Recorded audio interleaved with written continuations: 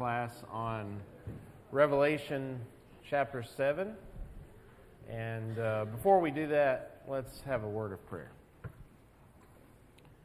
Heavenly Father, we're thankful for another time we can spend together in your word. We're thankful so much for the health that you've given us to be here. We're thankful for the word that you've given us to study, and please help us to do so to the best of our ability this morning, but also always. And please help us to be like Jesus. In his name we pray. Amen.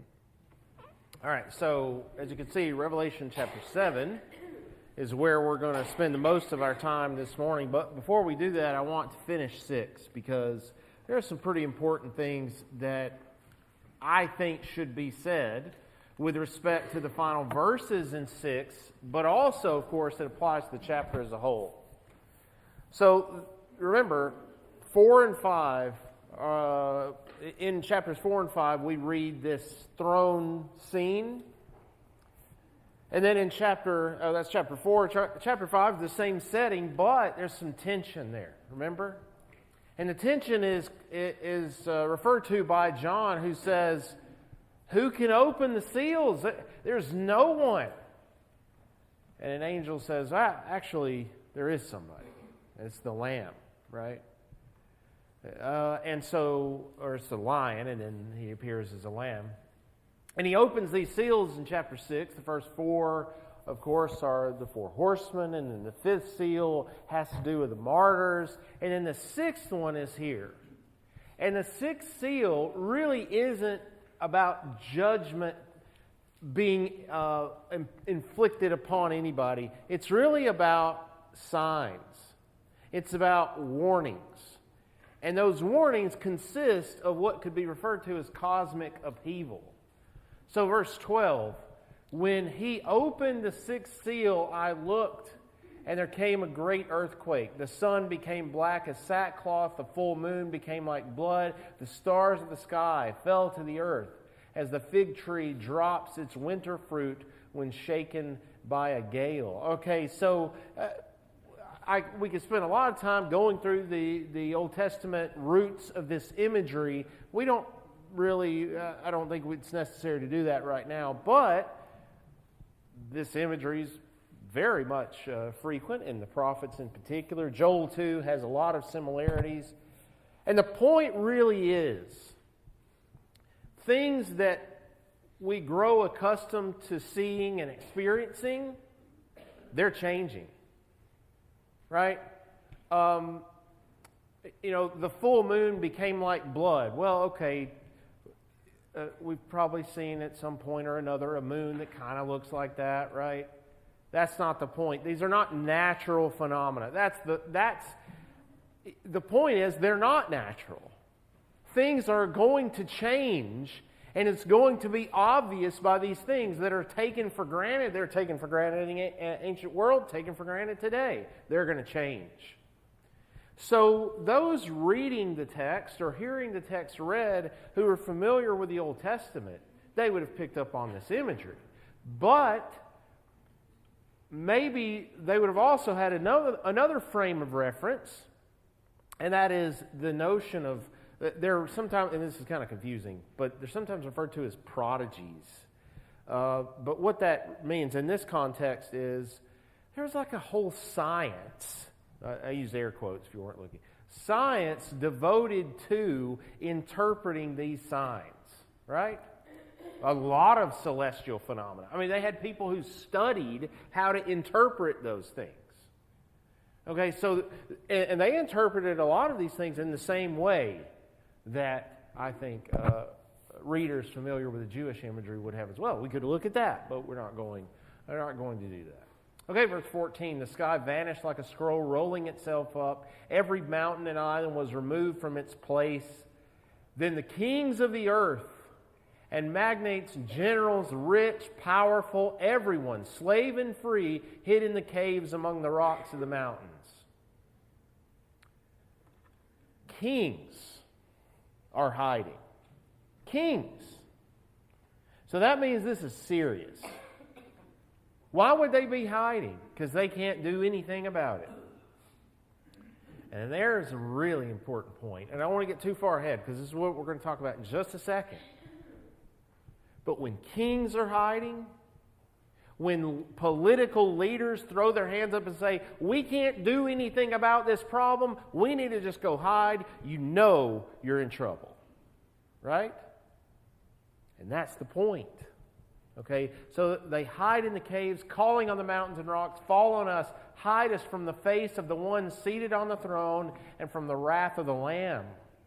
For the great day of their wrath has come. Who's able to stand? Who's saying these things at the end here of chapter 6? Who's saying these things? The people that are in hiding. What? The people that are in hiding. Yeah, which includes kings, magnates, rich, powerful, but also everybody. I think it's really interesting that he mentions the kings, the magnates, the rich, the powerful, but then he says everybody. Why does he mention these people first? Because they're the people that you would maybe not expect to be so quick to hide. But again, this reinforces the idea they can't do anything compared to the one seated on the throne and what the Lamb can do. That's the point, right? So what's the practical takeaway of this scene of judgment, but really all of them? And that's this. And there are others, right? But this one is the one that really comes to mind. World governments are important because they are thought to be institutes that can provide peace. This is political peace, but also economic stability. Peace from war is what I meant, what I should say. But also economic security. Right? Every time there's an election, those are factors. But that's always been a factor. Why is security or peace so important? Because we don't want to feel like somebody could come in at any minute and hurt us physically or worse, and or take our stuff. Why is it if you move to a new town, you don't say, you know what, I'm going to go to the most dangerous part of town, we'll be fine. You might be fine. You might not be, right? That's typically not not where we choose to live. Why? We don't like knowing that there's a possibility, maybe a reasonably good possibility, that something bad could happen to us because we're not safe.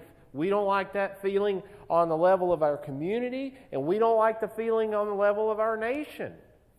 Why is it we spend so much money on military? We want to feel secure, right? So it's very natural to want to feel that, and it's also very natural to turn to governments as being the parties responsible. I don't know about you, I can't do anything about our national security. I can't do anything. No one's going to listen to me. They better not, because I don't know anything about it, right? But these leaders can. But we're all familiar with the limits of their abilities, right? Now, part of it is internal corruption. They're human beings. And I must confess, over the years, I've probably been a little bit too critical of politicians. I don't like saying that, right? Because I feel like, no, you can never be too critical of politicians, but maybe you can, okay? Maybe you can. And I would say, in all seriousness, there's a way, I think, to be critical, but we don't have to get into that, thankfully. But at the same time, they're human beings, right? And it's so easy for me to think, well, if I were in their position, I wouldn't do that. Really? I've never been in anything like that particular position, holding that much power, okay? So I can't say what I would do. I can't say what I would think, right? So, all right, internal corruption, because they're human beings. I don't mean that to be overly critical of politicians. But on the other hand, we have to be honest. There are things that happen that are beyond their control, and this is the point of Revelation 4 or 5, but also 6. The one who sits on the throne and the Lamb, what are factors beyond their control? Anybody think of any? What are some factors beyond the control, beyond God's control? There aren't any. See, that's the difference. And I think that is what precisely is pointed out at the end of chapter 6. If these kings who were supposed to be responsible for the peace and security of the people living under them, if they are hiding and asking for the mountains to fall on them and protect them from the Lamb and the one seated on the throne, they can't do anything about it. Why? Because God's more powerful than they are. You see, here, even though, it's been difficult, here is one of those very practical takeaways from Revelation. And it's one that I think we should probably remember every time there's an election. Because I'm amazed at several things, but I'll mention two things that happen. It seems like every election now. First of all, people say this is the most important election ever for our country. Sometimes they'll go so far as to say in Western history, okay, give me a break, right? But anyway, there's no way to quantify that. But anyway, people say that, right? And then the other thing that's surprising is that surprises me, is how excited people get for a particular candidate. And the reason that's surprising is because they have limitations. But the one that doesn't have limitations is really the one we should be thinking about when there's an election. Because it doesn't matter how many promises that particular politician that we vote for fulfills, it's never going to provide ultimate peace and ultimate security. The only one that can provide that is the one seated on the throne and the Lamb. Right? That's the point, I think, of chapter 6. But you could say that about a lot of the book of Revelation. Anything anybody like to add or ask? Any questions about this? Okay, well, you probably have questions about the next chapter. Too bad I can't really help you. So, speaking of these difficulties, chapter 7, this is what I think you pronounce his name Aun. I'm not entirely sure. Don't really care. I've never met the guy. I think he's still alive. I think he's professor emeritus at Notre Dame now. He wrote a 3-volume commentary on Revelation. It is way too much detail, but it's really good, I think. Anyway, this is what he said about Revelation 7. Revelation 7, 1 through 17, is a literary diptych. What that means is there are 2 parts to this text, basically, is all he's saying, in which both scenes present similar interpretive problems. Who are the 144,000 sealed in 7, 4 through 8? Who constitute the innumerable multitude described in 7, 9 through 17? What is the temporal setting of these scenes, the present or the future? This passage has proven to be one of the most difficult to interpret in Revelation, and each of the questions posed above has been answered in a variety of ways, often with few, if any, supporting arguments. That doesn't inspire a lot of confidence as we go into chapter 7, okay? But can we say anything about it? Yeah, we can. And just because this is a difficult chapter, it doesn't mean we can't get anything out of it, and it doesn't mean it's like indecipherable because of its obscurity. It doesn't mean that. But some of the details, like the questions he mentions here, I think they're difficult to answer. All right, so I wanted to start by quoting someone who's studied Revelation far more than I have, and he wrote this 3-volume commentary. And here's I think, a really valid point, practical point. If this scholar who's spent this much time, and he really knows his stuff, if he spent this much time studying this book, if he says it's difficult, okay, I think it's difficult. Okay, I mean, who would I have to be to say, well, he doesn't know it, but I'll figure it out? No. So I think here's a good opportunity to say that we ought to approach the text, I think all biblical texts, but maybe especially Revelation, with a certain amount of humility. But again, we proceed. We don't just throw our hands up and say, this is too difficult, forget it, we'll skip it, we'll skip to something easier. Well, good luck in Revelation. But there are chapters that are easier. But no, we dig in and we try to do the best we can. So with that in mind, instead of me starting with all trying to answer these questions and all the possibilities, I want us to read the text together, and I want you to think about how to answer some of these questions yourself as we just take the text, and then we'll come back to it, of course. So right now, I'm not going to try to explain it. I just want us to see, what does the text itself say? So this first question that is the most difficult one, I think, who are the 144,000 that he mentions here in chapter 7? Chapter 7 begins with this idea that these angels are withholding punishments, basically, the four winds, but I think they involve punishment. They are withholding that until the 144,000 can be sealed, and therefore they can survive these punishments. All right, so then verse 4 starts. I heard the number of those who were sealed, 144,000 from out of every tribe of the people of Israel, and then we have the tribes listed here. Okay, 12,000 per tribe, 12,000 times 12, 144,000. Okay, that's what this text says.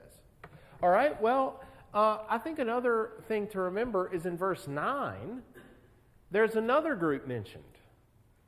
These are not the same group. I think the author makes that very clear in verse 9. After this I looked, after he hears about the 144,000, he sees a great multitude no one could count. Would he refer to the 144,000 as a great multitude no one could count? If he specified how many were from each tribe, and then in verse 9 he says there's a great multitude no one could count, is that the same group, do you think? I don't think so. It could be, right? But I think that's unlikely. You see, and here's another principle of interpretation, I think, but not just text, but other things too. And that is this idea of when we're dealing with a difficult text, especially, the important point is not, what's possible, right? It's what's most probable. Okay, so is it possible these are the same group? Yeah. But is that most likely? And I would say, no, it's not. Because, verse 9, I think he's very clear. You got 144,000, you got an innumerable multitude. Not the same thing, right? Okay, so we've got those two texts, but the 144,000 are also mentioned again in chapter 14. Now, we would think, okay, this is the same group, automatically. But remember in chapter 6, what we talked about on Wednesday, the white horse that's mentioned, and the rider that sat upon it? There's another rider on a white horse in chapter 19. Do you remember what I said, though? I don't think those are the same person. Chapter 19 is clearly talking about Jesus. I don't think it is in chapter 6. So in other words, just because he uses the same imagery or terminology, it doesn't mean it's got to be exactly the same. So let's postpone our judgment about that until we look at what 14 says here. All right, Revelation 14:1. I looked, there was the Lamb standing on Mount Zion. With him were 144,000 who had his name and his Father's name written on their foreheads. That detail you don't find in chapter 7, do you? We didn't read that. This is not there. Okay, so if this is the same group, we learn what exactly they have on their foreheads. I heard a voice like the sound of many waters, like the sound of thunder. The voice I heard was like the sound of harpists playing their harps. They sing a new song before the throne, and then we skip down. No one could learn that song except the 144,000 who've been redeemed from the earth. And then we have an interesting description that we don't have to go into now. It's those who've not defiled themselves with women. So the 144,000 just men. Okay, let's not go into that now. They're virgins. They follow the Lamb wherever he goes. They've been redeemed from the humankind as first fruits for God and the Lamb. Okay, so these are clearly Christians, right? They follow the Lamb wherever he goes. I mean, there's no question about that. All right. So, is this the same group? I think so. I think it probably is. Now, who are the 144,000? What are some interpretations? So these are just a few. Some have argued that these are Jews or Jewish Christians. Why would somebody argue that? Because it mentions the tribes. And we've got to figure out, why does he mention the tribes specifically? Good question. Okay, it could be Gentile Christians. Because in the New Testament, are Gentile Christians ever referred to as Israel, at least maybe indirectly or directly? They are. Okay, there's precedent for that, right? Remember what Paul says in Romans, I think it's 9, and then he continues in 11, but he says, not all are Israel who are descended from Israel. He's talking about non-Jewish Christians as being Israel. Okay, so that's something that has precedent in the New Testament. So it could be that, right? What I have outlined, I think, are probably the most likely interpretations, and because I think it would be odd for the author to introduce this Jew-Gentile distinction and at this point in Revelation. And he doesn't really do that, unlike other books in the New Testament. But anyway, some have argued that these are martyrs. And a variation on that view, which I think is really interesting, is this is like a messianic army. And you might think, well, why would somebody conclude that? And that's because this passage in Revelation 7 is very much like those passages in the Old Testament that are censuses, and they are often in a military context. So, if he's following that paradigm, these could be like a messianic army. But, just like the Lamb, they don't achieve victory through defeat, through violence or something. They achieve it through dying, just like he did. Okay, which I think is a really interesting idea. But I think it's probably, I think equally as likely, if maybe a little bit more, these are referred to Christians who survived the eschatological conflicts, which I know is a little bit strange. It's not typically how we think about it. But let's look at the specifics of the passage here in just a minute. Because the question is, does the 144,000 refer to all Christians or just some Christians? That's the important distinction. Because if you say all, then how are they any different from the multitude that you told me a while ago, at least those of you who spoke up, said that they're not the same group, right? Maybe that didn't make any sense. Maybe it will in a minute. Okay, but let's start with the first few verses. Okay, after this I saw 4 angels standing at the 4 corners of the earth, holding back the 4 winds, so that no wind could blow on earth or sea or against any tree. I saw another angel ascending from the rising of the sun, having the seal of the living God, and he called with a loud voice to the 4 angels who'd been given power to damage earth and sea. See, there's the clue that they're withholding the winds, which could ultimately bring condemnation, bring damage, destroy the earth in a manner of speaking. So he says, do not damage the earth or the sea or the trees until we've marked the servants of our God with a seal on their foreheads. All right? So here is, I think, the passage, again, precedent in Ezekiel for this passage. In Ezekiel 9 and 10 are about the glory of Yahweh leaving the temple, which symbolically was enormous. Ezekiel is writing in captivity. He's writing around the time that the temple was destroyed by the Babylonians in 586 BC.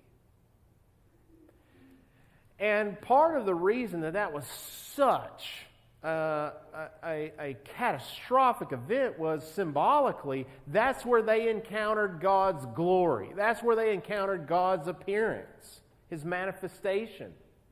Well, you take the temple away, what then? There is no reminder, presumably, of God's presence with Israel. Not like it was with the temple at any rate. So what happens? Well, what happens at the very beginning of Ezekiel? Ezekiel sees a vision, and what is it? It's the glory of Yahweh. The glory of Yahweh has left the temple, and it's mobile, which I know that sounds silly, but that's the point. The glory of God can be anywhere. It doesn't have to be at the temple. So just because the temple is destroyed doesn't mean God and Israel have no relationship anymore. And that's what Ezekiel is I think, the book is trying to get across in various ways. But in 9, 10, and 11, it's still the case that Jerusalem's going to be punished, and that's going to be made very clear by the fact that the glory of God's leaving. All right, so the glory of the God of Israel had gone up from the cherubim which it rested to the threshold of the house. Yahweh called to the man clothed in linen, who had the writing case at his side. And he said to him, "Go through the city, through Jerusalem, put a mark on the foreheads of those who sigh and groan over all the abominations that are committed in it." Okay? Who would be the people? How would you describe the people who would look at the sinfulness in Jerusalem and sigh and groan over it? What sort of people would those be, do you think? What? Faithful. Yeah, exactly. Those would be the faithful. Why are they marked? So they won't be punished. Verse 5. Or they won't be caught up in the punishment, I should say. To the others, he said in my hearing, "Pass through the city after him and kill. Your eye shall not spare. You shall show no pity." That's the same function that this marking has in the book of Revelation. By the way, what did this mark look like? We don't know in Ezekiel anyway. Some have argued that maybe it was like in the form of the Hebrew letter Tav, which would have, in ancient manuscripts, the most ancient manuscripts, it's with an X, which would make sense, right? But it's irrelevant, really. So sealing, though, is something that you don't just find in Ezekiel. This goes back a pretty good ways, especially when it pertains to protection. Exodus 12:13, "The blood will be a sign for you in your houses where you live. When I see the blood, I will pass over you. No plague shall destroy you when I strike the land of Egypt." What is that talking about? Yeah, the Exodus, namely the last plague. They are to use this blood to mark the houses so they won't be affected. Again, it's protection. One that is really interesting, and I've been thinking about this for another reason in particular, but I mean, Genesis 4 has got a lot of interesting things in it, but this is the Cain and Abel story, right? Cain kills his brother Abel, and then you might expect that Cain would really be taken care of, in a sense of punished. But Yahweh said to him, "Not so. Whoever kills Cain will suffer a sevenfold vengeance." And Yahweh put a mark on Cain so that no one who come upon him would kill him. Later interpreters have a really difficult time with this, right? Why would God want to protect Cain of all people, right? And so he puts a mark on him to protect him. And that's exactly what's happening here in Revelation 7. The mark is for protection so that when these judgments unfold, they will be protected. The 144,000 will be protected. The seal here, as we read in Revelation 14, will have the name of the Lamb and of God as well. This idea of sealing, this idea of being marked with the name of God, this is, it's very, very common in other texts, but also magical texts. I've brought that up before, but it's crazy how many magical texts there are that have Christian and Jewish elements in it. And some of them say that they have a spell and they call upon God to protect them, to seal them with His name. Well, this is exactly what we have here, pretty much, right? So it indicates possession. And having the name of the Lamb and God in particular, they're the ones who will protect, ultimately, the 144,000. All right, so I've already read this passage, but 144,000. Now here is another indication. This is straightforward. Here's another indication. This isn't everybody. I heard the number of those who were sealed, 144,000 sealed out of every tribe of the people of Israel. So, when it says, for example, from the tribe of Judah, 12,000 sealed, is that everybody from the tribe of Judah, or is that just 12,000? It's just 12,000. I mean, that's how to understand it grammatically, right? This is straightforward. So what that means is, whatever these tribes represent, not everybody's going to be sealed from them. So there's a special level of protection of the 12,000 from each tribe. All right? Now the question may be, why these 12,000 from each tribe? No idea, right? It's irrelevant, really, to the text. Okay, so notice the tribes that are mentioned: Judah, Reuben, Gad, Asher, Naphtali, Manasseh, Simeon, Levi, Issachar, Zebulun, Joseph, Benjamin. So the list of the tribes occur very frequently in the Old Testament. But the combination that you find here is unusual. All right? So Joseph is mentioned in Revelation, but normally that's Ephraim. Manasseh and Ephraim are usually mentioned instead of Joseph and Levi. But not here. Ephraim doesn't occur, but Joseph does. Manasseh occurs, but instead of Dan, Levi occurs. Why is Dan not occur is really the question. Guess what my answer is? No idea. There's a really interesting possibility, but the earliest sources in which it occurs are too late. But there's an early Christian source in the 2nd century, okay, so post-New Testament, that mentions this tradition that the Antichrist was from the tribe of Dan.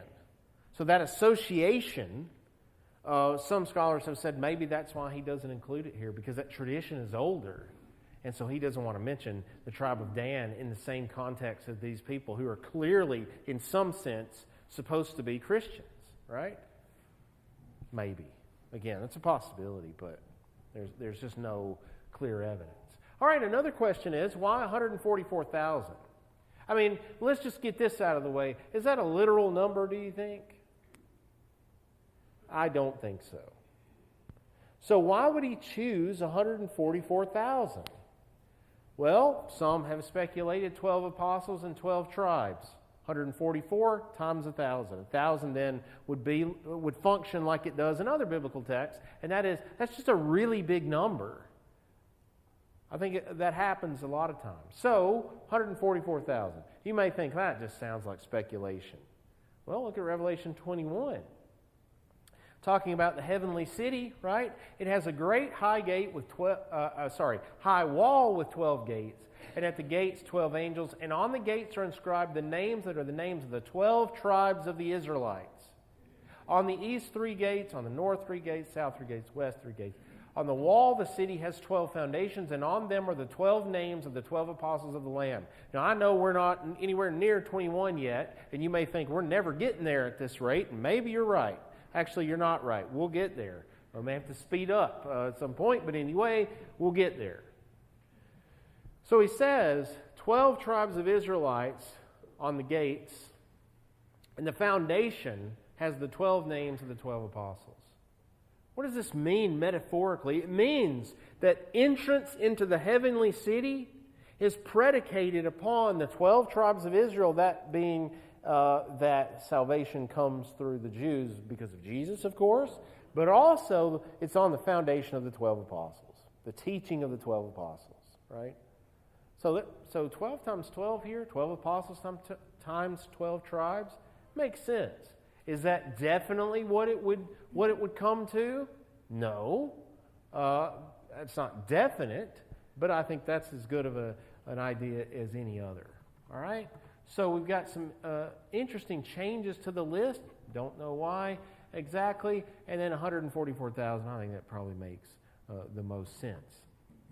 So who are these? Who is this group? Just to be clear, who is the group of the 144,000 from each tribe? I think these are Christians, not necessarily Jewish, not necessarily Gentile. Could be both. who will be protected through these eschatological difficulties and judgments. All right?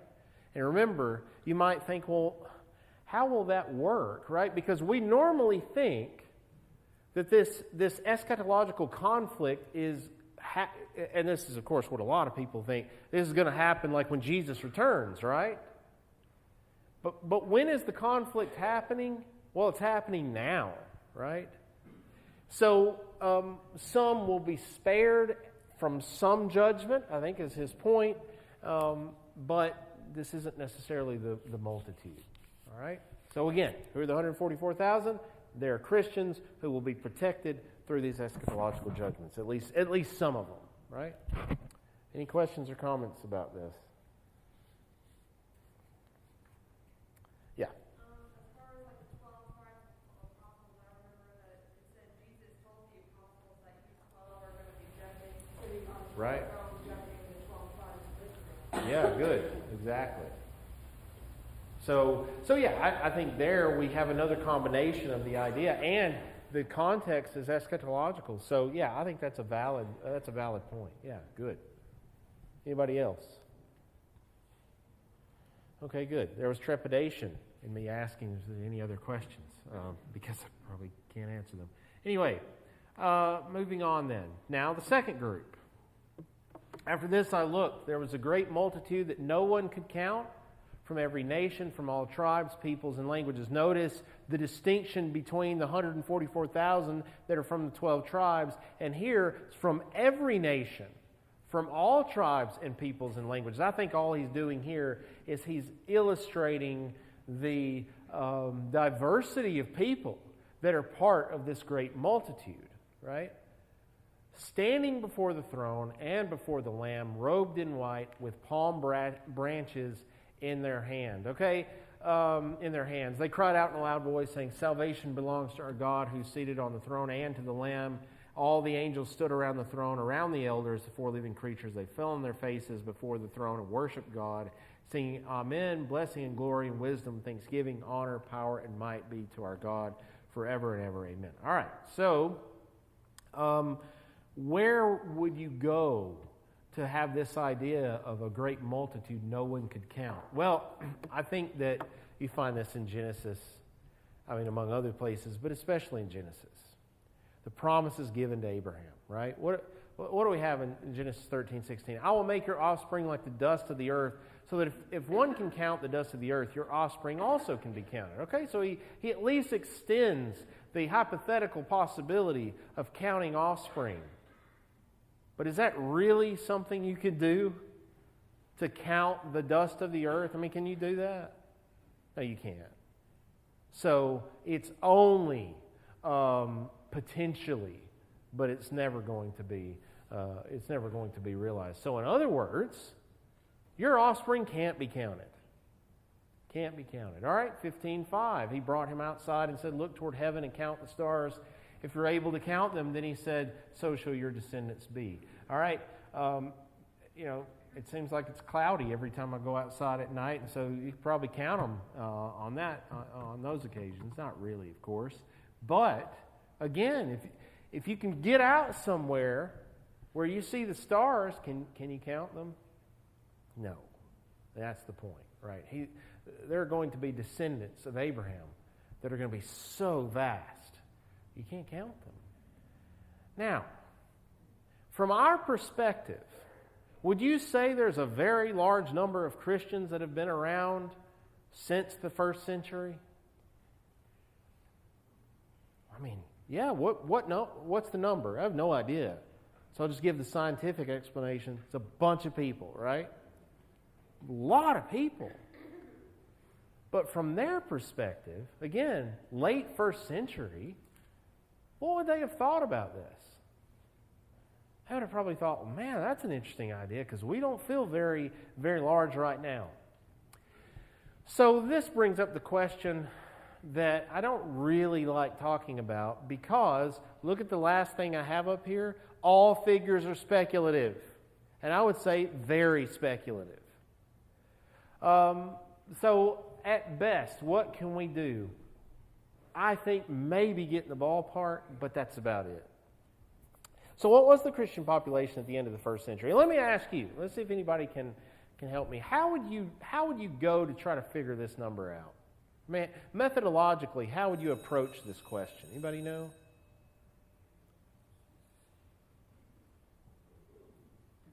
I mean, they aren't pulling these numbers out of thin air, right? You might think they are, but they're not. I mean, there's some research that goes along.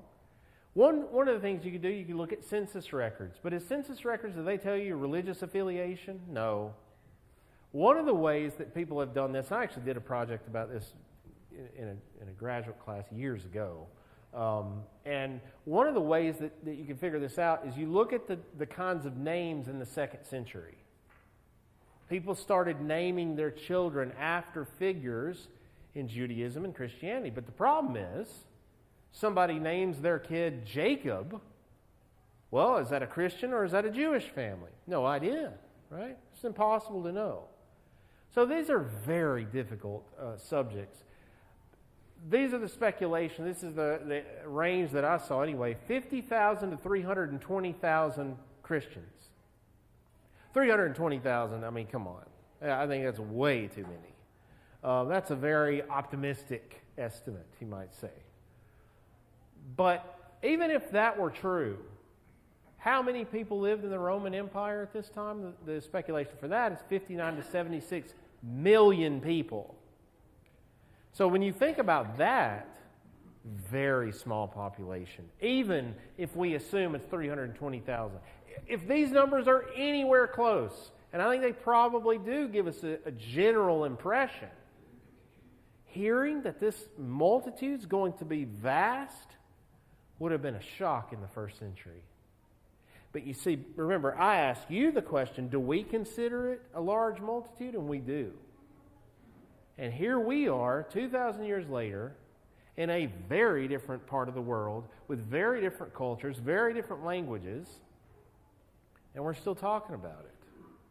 So here's one of those places that in the New Testament, ironically, it makes more sense to us and is perhaps easier to accept and understand to us because we look at this from the perspective of experiencing it as human beings in history than they would have had that experience, right?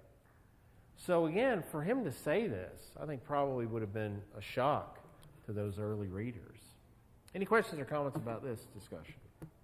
Will, Yeah. is part of the message here that God is not dependent upon people. 1 or 144 or 57 million. His purpose, his plan will be met. And some of the people will be preserved Yeah. to do that. Yeah, I think absolutely, and that fits. Sorry. Big picture. Yeah, and that fits very well with chapter 6, with which I began. Yeah, I think that's a very good point. All right, so there's one more thing I want to try to talk about before we conclude today, and that is this last statement.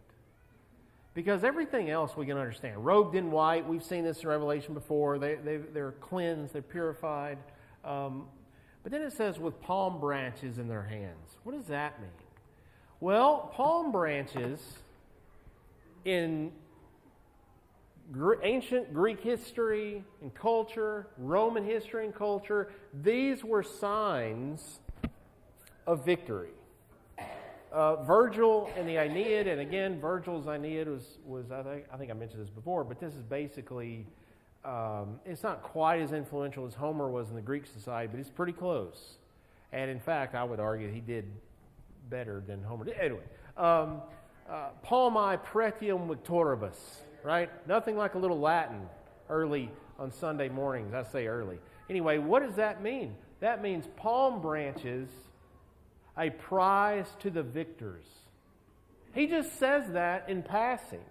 Why? Because people that won, for example, the early Greek Olympics, they were given crowns, which you're probably familiar with, which we've also seen in Revelation. They were also given palm branches as symbolic of victory. So that you've got that side. And I mean, here's something we could go on and on about. I won't do that. But there's also another symbolic aspect to this, and that is in Josephus. The Jews celebrated Sukkot, or the Feast of Tabernacles, by carrying a bouquet composed of myrtle, willow, with a palm branch. And just to end here, on the right here, here's a depiction from the 4th century A.D. of someone winning an athletic contest. And what's that in the middle? Those are palm branches, and then that's on top of piles of money too. So they won prizes. By the way, I don't think Olympic victors now get prize money. So that's something that's changed. Wonder why that's changed. I don't know. Also, in modern Olympics, they're not dedicated to the Greek gods, which is also another change. But anyway, I have no idea why I mentioned that. All right, so we'll continue this on Wednesday. Thank you.